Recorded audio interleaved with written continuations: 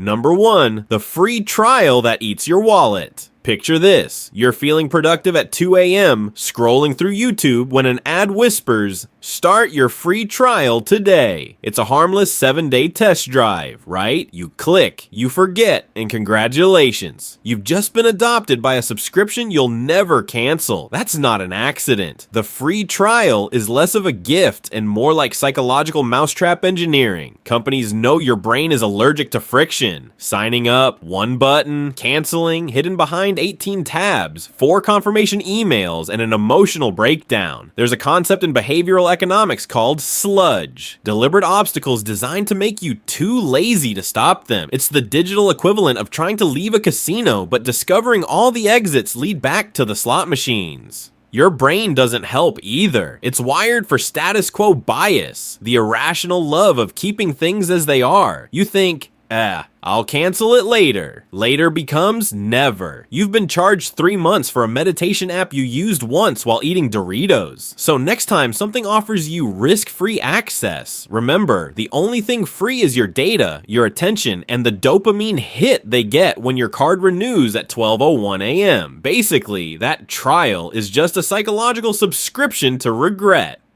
Number 2, the limited time offer that's forever. You know those banners screaming sale ends in 3 hours. And then magically the same sale is still going strong next week? Yeah, welcome to manufactured urgency, the scam equivalent of crying wolf.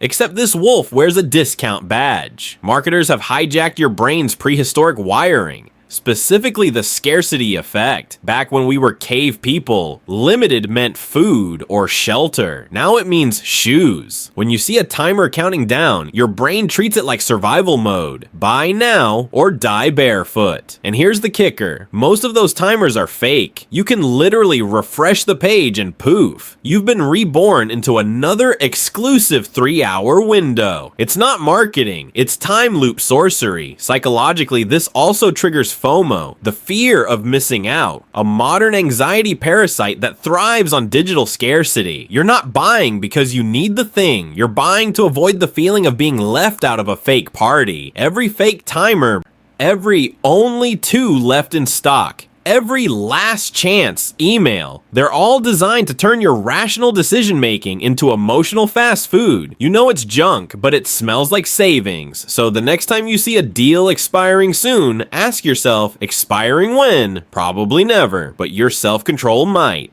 Number 3, the convenience fee that isn't convenient. Yes, the modern masterpiece of invisible theft, the convenience fee. You've seen it everywhere. Ticket sites, delivery apps, online payments. A few bucks here, a few there. For what exactly? For the privilege of using the system that already makes them money. The psychology here is genius level petty. It's called drip pricing, where the final cost is slowly revealed like a horror movie plot twist. And they bait you with a $20 ticket, then slap on processing, booking, service, and we felt like it fees. Your brain halfway through the checkout process is emotionally invested. This is known as the sunk cost fallacy. You've already imagined yourself at the concert, holding that overpriced soda. So when they add the $9 processing fee, your logic gives up and says, fine. Whatever, take it. That emotional exhaustion, that quiet surrender is exactly what companies count on. Because by the time you hit pay now, they're not charging you for convenience. They're charging you for commitment fatigue. So the next time you pay an online convenience fee, remember, the only thing convenient is how easily they convinced you to accept it. Number 4, the influencer recommendation. That's actually a sales script. You've seen it. Your favorite influencer sitting in perfect lighting holding a mysterious bottle that completely changed their life. They swear it's not an ad, just something they love. Translation, they were paid enough to really love it. This is called native advertising, the Frankenstein hybrid of trust and manipulation. It's not the product that's being sold. It's the illusion of authenticity. Your brain doesn't detect ad mode because the message comes wrapped in parasocial affection. They're my friend. They wouldn't lie to me. Oh, but they would. Not maliciously maybe, but economically. The influencer-follower bond exploits something called social proof, our tendency to trust people who appear successful or relatable. Combine that with parasocial intimacy, the illusion that we know them personally, and boom, you're emotionally buying from a person who doesn't even know you exist. The modern ad strategy isn't shouting, "Buy this," it's whispering, "I use this." It feels safe, it feels human. It's not. It's capitalism in a cozy sweater. So next time someone says, "This isn't sponsored, but," just know that "but" is doing the same work as "however" in a breakup text.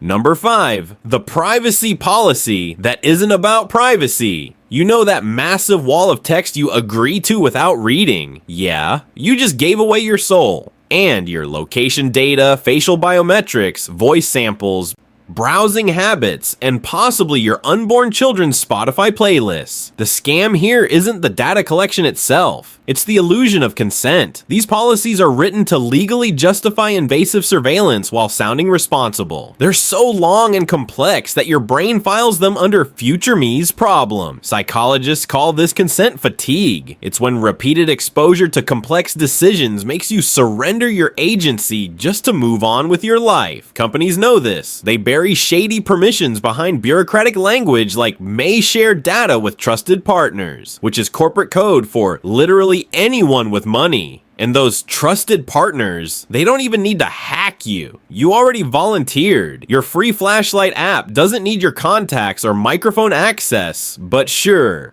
why not let it record your existential size too? In essence, the modern privacy policy isn't protecting your privacy. It's protecting them from lawsuits when they sell it. So next time you scroll to the bottom and hit agree, just imagine a lawyer somewhere quietly whispering, "Gotcha." Number 6, the loyalty program that rewards your obedience. Yes, the points system. Every swipe, every purchase, every sip of coffee, you're earning rewards. It sounds like free stuff, but really, you're training like a Pavlovian dog who gets a dopamine treat every 10th latte. This is gamification, and it's terrifyingly effective. Businesses use it to hack your brain's variable reward system. The same neurological trick that keeps gamblers glued to slot machines. The unpredictability of rewards keeps you hooked. Maybe you'll get a free drink next time. Maybe not, but your brain keeps chasing the possibility. These loyalty programs are actually data extraction farms. Every point you earn helps them track your habits, what time you buy, how much you spend, even your emotional patterns. You think you're earning points, they're earning profiles, and when you finally redeem that free coffee, it's not a gift, it's a behavioral receipt. It says, "Congratulations, you've been successfully conditioned." So next time a brand says, "Join our loyalty family," just know you're not part of a family. You're part of a behavioral lab experiment with better branding.